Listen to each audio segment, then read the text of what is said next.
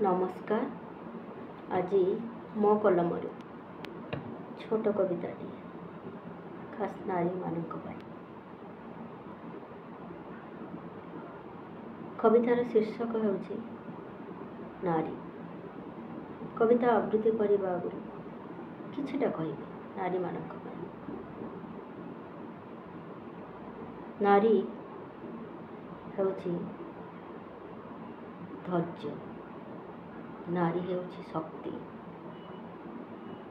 नारी ହେଉଛି विशाल, नारी ହେଉଛି जन्म। कविता नारी।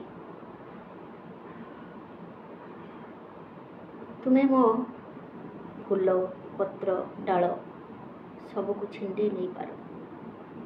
तुम्हें मोर फूल पत्र डाल सबको छिंडे नहीं पार। हेले कौन है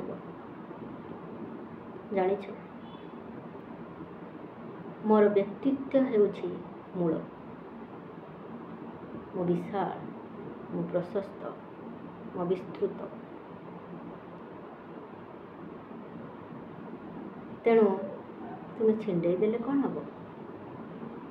मु पुणी जी पारे कहीं ना मु स्वयं ही जन्म नुहे कि।